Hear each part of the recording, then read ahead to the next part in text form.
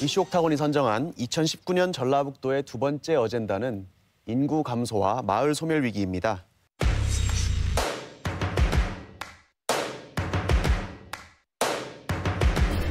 (2017) 인구 총조사에 따르면 지난해 전북의 인구는 183만 3천 명으로 1년 만에 7천 명이 줄었습니다. 지역별로는 산업시설이 몰려있는 군산과 익산의 감소폭이 두드러져 경기 침체에 대한 우려가 큽니다. 출산율 감소에 인구 유출까지 겹치면서 전주, 군산, 익산, 완주를 제외한 도내 10개 시군이 인구 붕괴로 30년 안에 소멸할 수 있다는 극단적인 전망도 나왔습니다. 새로 오신 전문가 패널로는 군산대학교 사회복지학과의 엄기욱 교수님 나오셨습니다. 네, 안녕하세요. 반갑습니다. 네. 교수님, 마을 소멸이라는 거는 한 마을이 통째로 사라진다는 뜻이잖아요. 네네. 그런 경우가 전라북도도 많이 있을까요? 예, 지금 전라북도의 경우는 이제 심각한 상황에 있다고 말씀드릴 수 있는데요. 예. 그 한국고용정보원에서 최근에 발간한 보고서에 의하면 전국의 소멸 위험 지수는 이제 0.91인데 비해서 전라북도 같은 경우에는 0.58 수준에 있습니다. 예. 그래서 이제 0.5 이하로 떨어지게 되면 위험한 수준에 이제 진입했다 이렇게 볼 수 있는데 전라북도는 이제 경계선상에 있는 것이죠. 예. 그런데 이것이 이제 한 5년 전과 비교해 보면 짧은 기간 동안에 급격하게 지금 나빠지고 있고요.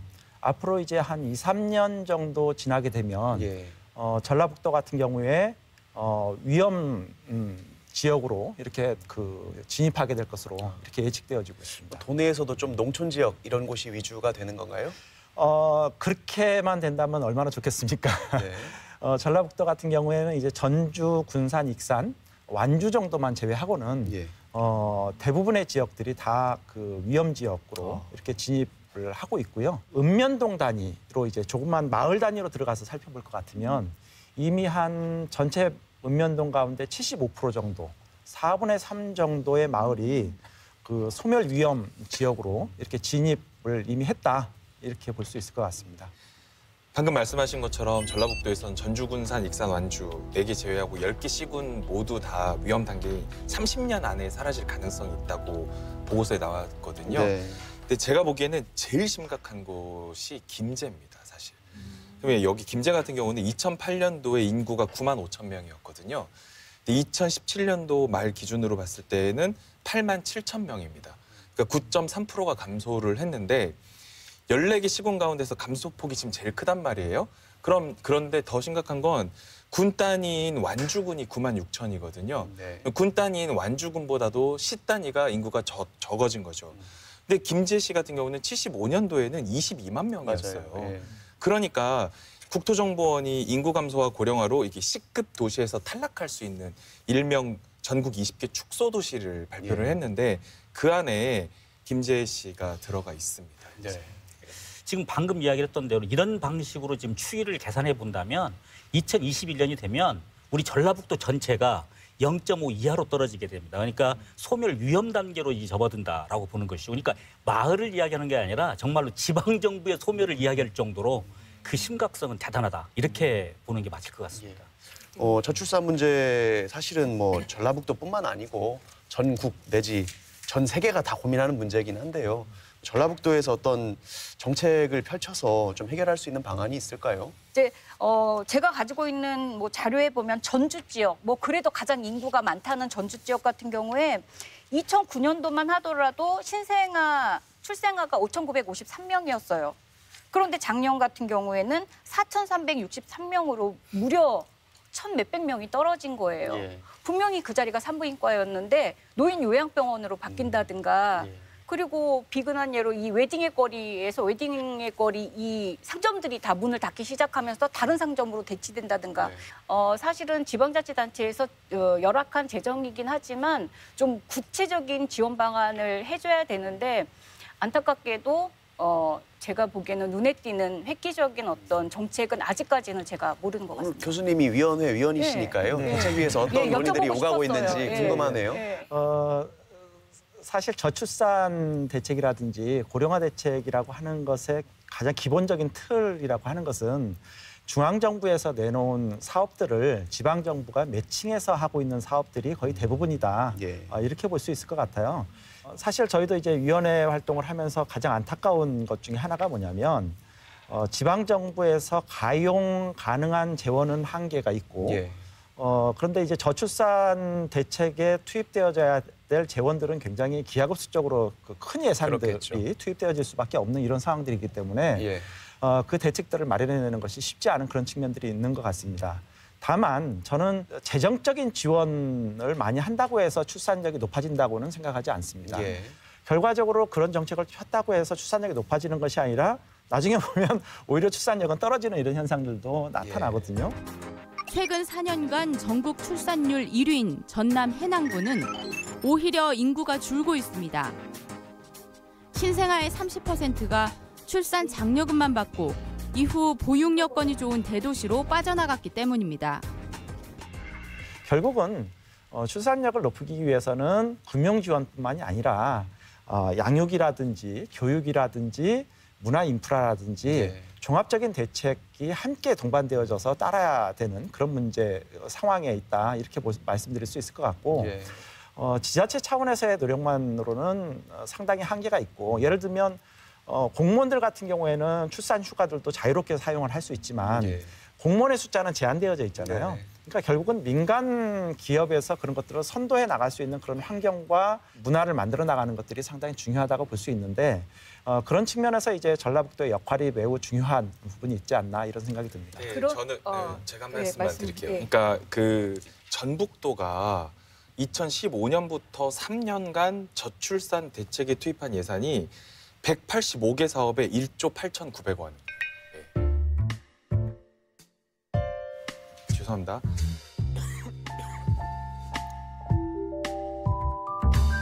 출생지원금은 전라북도의 남원, 진안, 무주, 순창 이 네 군데가 셋째부터 1,000만 원씩 주는 데예요. 네. 그러니까 출생장려금은 많이 주는데 이미 방금 교수님도 말씀하셨지만 출산 장려금이 외부의 인구 유입과 출산율의 증가와는 아무 관련이 없다라는 것은 서구 사회에서 이미 논문으로 입증이 된 사실이에요. 예. 저도 아들만 둘이 있지만 1,000만 원 준다고 셋째 나지 않거든요. 사실 상식적으로 그렇지 않습니까? 예. 그러면 양육을 위해서 전북도가 그동안 어떤 노력을 했냐. 지금 전북연구원에서 전북 2016 저출산 핵심 대책 주요 사업을 보면 한부모 가정생활 자립 지원에 38억 6,300만 원을 썼거든요. 한부모 가정생활 자립이 저출산하고 전 무슨 생각이 있는지 잘 모르겠고요. 어린이 창의 체험관에 220억, 방과 후 가정에 1,111억이에요. 그러면 결국 이게 저출산 예산이라고는 되어 있지만 정말 눈에 보이는 출산율 제고와는 전혀 관련 없는 예산이거든요. 이거는 국가 단위도 마찬가지예요. 저출산 고령화위원회 자료에 따르면 소위 저출산 예력이라고 해놓고 2017년도만 보면 공교육 역량 강화에 921억, 중소기업 매력도 제고에 1,242억, 청소년 성범죄 예방 활동에 1,242억을 썼어요. 그러면 결국 우리가 저출산 예산이라는 것을 딱 만들어 놓고 정말 왜냐하면 저는 이렇게 생각하는 거예요. 저출산을 하고 싶으면 일단 결혼율을 높여야 될 거 아니에요.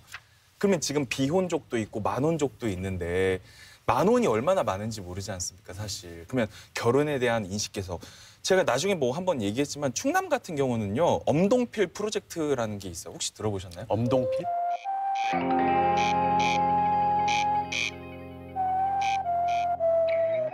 이게 뭐냐면 엄마 저는 동생이 필요해요 프로젝트거든요. 그러니까 저는 이런 시계를 해야지 무슨 방과 후 가정에 1,111억을 써놓고 이게 저출산 핵심 대책이라고 말하는 건 너무 말도 안 된다고 자, 저 생각합니다. 한마디만 네. 좀 예, 먼저 좀 할게요. 그냥 일단 여성이 아이를 낳고 싶어야 해요. 결혼은 또 두 번째예요. 일단 내가 아이를 낳아서 행복하겠구나. 우리 아이가 안전하게 잘 크겠구나. 내가 이 아이를 키우는데 별로 어려움이 없겠구나. 근데 전통적으로 특히 아시아권 문화는 뭐냐면은 출산과 육아가 오로지 여성에게만 부담 지어지는 거예요. 이제 서구의 사례를 봤을 때 이 문제를 해결하는 가장 간단한 방법은 뭐냐면 출산은 여성이 하지만 아이 키우는 건 사회가 하겠다, 국가가 하겠다. 이 마인드가 필요한 거거든요. 그런데 여전히 우리는 아이를 낳으려면 엄청난 결심을 해야 돼요, 여성이. 여성의 결심이. 그렇죠. 저도 와이프에게 늘 미안해하고. 네, 맞습니다. 그러면 여성이 아이를 낳고 싶어하는 마음이 들 수 있는 정책이 뭔가를 펴시면 되는 겁니다. 그런데 자꾸 엉뚱한 이런 포인트를 비껴나가는 말들이나 정책들이 있기 때문에 저는 이게 심각한 문제로 계속 해결되지 않고 있는 게 아닌가 싶어요. 저는 거기서 이제 핵심적인 사항은 결혼을 앞두고 있는 청년들의 주거 문제를 해결해 네. 주는 것이 이제 가장 큰 핵심 과제라고 생각을 하거든요. 그러니까 사실 소득이 늘어나는 것보다 주거비의 상승률이 훨씬 더 높게 상승하고 있는 지금의 현실 속에서는 결혼이라고 하는 것을 생각할 수 없고 자녀를 두겠다라고 하는 것도 생각할 수가 없는 거죠. 그래서 계속 이제 결혼도 늦추고 자녀를 출산하는 것도 늦추고 그러다 보면 초산의 아이들이 늦게 출산하고 나면 그 다음에 또 출산을 하려고 하는 의지가 이제 꺾이게 되는 뭐 이런 상황들이 발생을 한다고 봐요. 따라서 이제 저는 이제 그 주거비를 어떻게 안정화시킬 것이냐라고 하는 것이 관건이라고 본다면, 그러니까 그거 주거비의 인상을 우리가 사회주의 국가는 아니지만 예. 이게 공익성 또는 국가의 존폐라고 하는 관점에서 생각해 본다면은 물가 인상률과 연동시켜서 주거비의 인상률을 이렇게 조정하는 그런 그 능력 같은 것들을 정부가 발휘해야 된다 이렇게 말씀드릴 수 있을 것 같습니다. 그 어마어마한 많은 재원을 투입했음에도 불구하고 유지도커녕 지금은 0점대로 떨어졌다는 거예요. 가임 여성이 평생 이제 한 명 날까 말까 하는 지금 수치까지 왔다는 게 굉장히 지금 핵심 중에 하나입니다. 제가 보기에 핵심은 그런 것 같습니다. 자, 모든 아이는 국가가 키운다. 이것은 저의 이야기가 아니고 자, 저출산 문제를 갖다 성공적으로 이끌었던 프랑스의 모토입니다, 이게. 그 아이가 어떻게 어떤 과정에서 뭐 이 세상에 나왔는지 이거 묻지 않겠다는 거예요. 자, 있기만 하면 그 아이는 국가가 부모가 키우는 게 아니라는 것이죠. 자, 이런 정도가 돼야지 조금 나아지지 않을까 싶어요. 자, 그러다 보니까 사람들의 생각들이 이제 바뀌기 시작하는 거 아니겠습니까? 아까도 말씀드렸지만 셋째 아이에 돈 1,000만 원 이상을 준다고 그래가지고 나지 않는다고 그랬잖아요. 우리 생각이 그런데 누가 낳겠습니까? 실질적으로 수당을 통해서 출산율을 끌어올린다라고 하는 것은 이미 이건 어불성설이다라고 정리를 해볼 수밖에 참 없는 상황인 것 같아요. 네, 저는 그 2018 인구절벽을 쓰신 그 인구학자 헤리덴트가 한국 사회에 대해서 그런 말을 한번 한 적이 있어요. 한국은 일본의 경험을 눈이 빠져라 관찰하라고. 그러면 일본이 어떻게 되는지 봐야 되는데 다른 지자체, 예를 들어서 뭐 오쿠타마마치라는 지자체 같은 경우를 보면 시골 같은 데 빈집 많이 있지 않습니까? 그 빈집을 제공해서 15년 거주 조건으로 빈집을 월 6만 원의 월세를 주는 거예요. 너무 부담이 적잖아요. 그리고 다른 거 같은 경우는 22년을 거주하면 집하고 땅을 무상으로 제공하는 거예요. 조건 딱 하나예요. 22년 거주, 교육비, 의료비 무료. 그러니까 저는 우리 전북도 차원에서 지금 빈집 얼마나 많은데요, 진짜로. 이렇게 해서 보면 전주나 군산이나 익산 그 도심권하고 통하기 가까운 어떤 출퇴근이 가능한 거리에 이렇게 해주면 저는 정말 도움이 많이 될 것 같거든요. 자, 노무사님 네. 하나만 제가 개인적으로 네. 질문 한번 해볼까요? 일본이 성공했습니까? 저출산 문제? 그러니까요. 일본은 실패했습니다. 그렇죠. 네. 그러니까 제가 드리고 싶은 말은 국가적인 차원의 정책은 실패를 했는데 지자체 차원에서 이런 정책을 해보니까 실효성이 있었다라는 거죠. 그리고 제도적 결혼에 관한 결혼관도 우리는 조금 다르게 생각해야 될 필요가 있다. 저는 지금 그런 생각도 좀 들어요, 사실은. 황당한 제가 한번 제안을 한번 해볼까요? 우리 다 웃을 수도 있는데요. 자, 아이를 낳아서 많이 이렇게 키우게 되면 나중에 연금을, 그러니까 노후소득보장인 연금을 2배를 더 준다고 그러면 굉장히 많이 날 것 같아요. 저는 이게 최고의 대안인 것 같아요.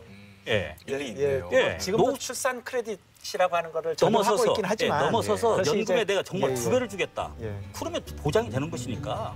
예, 저는 그 세월은 싱글들한테 나오는 겁니까? 네, 그래서 지금 인구 유출 이야기 좀 해보죠. 40세 미만의 청년층의 인구 유출이 심하다 이런 지적이 있거든요. 사실 공부 잘해서 수도권에 있는 대학에 가면 그걸 말릴 부모 없다 이렇게 말씀하셨지만 저도 사실은 작년에 한 해를 이제 대학을 보내고 올해도 이제 또 보냈어요. 보내게 되는데 지금 걱정이 뭐냐면 큰아이가 서울에 가서 공부를 하고 안 내려올까 봐 걱정인 거예요. 네. 저는 내려왔으면 좋겠거든요. 결국은 공부를 잘한 아이가 수도권으로 빠져나가는 것이 아니라 지역에서 공부할 수 있는 그런 정말 교육기관이 만들어진다면 그런 빠져나가지 않고 지역에 계속 정착을 할 수 있는 환경이 만들어질 텐데 사실 그런 부분에 있어서 한계가 있고 사실 중견기업 같은 경우에도 지역으로 내려오고 싶은데 우수한 인재를 예. 채용할 수 없기 때문에 지역에 못 내려오는 그 미스매칭 현상이 굉장히 심하잖아요. 예. 그러니까 그게 이제 우수한 인재만 있다면 내려오겠다 이렇게 얘기하는 기업들이 많거든요. 그래서 그런 차원에서 뭐 이런 사람들이 많이 들어올 수 있는 지원 정책 같은 것들을 적극적으로 펼치는 것들이 저는 굉장히 중요하다. 이렇게 볼 수 있을 것 같아요. 완주로 이사가는 젊은 부모들이 있어요.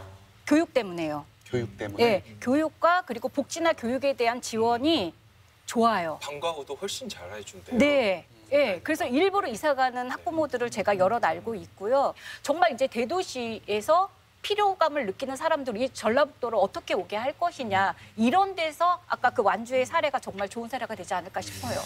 우리 전라북도가 가지고 있는 구조적인 굉장히 큰 한계가 있습니다. 그게 뭔군요. 청년 빈곤율이 전국에서 1등이에요. 노인 빈곤율도 마찬가지지만 1등인데. 이 청년 네. 빈곤율이 높아서 실질적으로 이들이 나갈 수 있을 수 있는 밖으로 나갈 수밖에 없는 상황이 지금 또 되는 거고 예. 여기에 남아 있어야지 되는 그 이유를 갖다가 스스로 찾지 못하는 것입니다. 그래서 제도적으로 여러 가지 지금 이제 복지적인 그런 제도들을 통해서 이렇게 많은 지원들을 하고는 있습니다만 그게 그렇게 그닥 지금 크게 와닿지 않다고 하는 것이 우리가 고민해야 될 굉장히 큰 문제인 것 같아요. 소득 증가 이야기가 나오니까 예. 또 마음이 답답해지는데요. 사실은 인구가 나가지 않게 하고 더 많이 아이를 낳게 하고 하는 게 결국은 살기 좋은 지역, 살기 좋은 도시를 만드는데 다 연관이 있는 거 아니겠습니까? 그 과정에서 전라북도 우리가 할 수 있는 일이 무엇인지 한번 이야기 나누는 시간 가졌습니다. 네, 오늘 말씀 잘 들었습니다. 예, 감사합니다. 감사합니다. 감사합니다.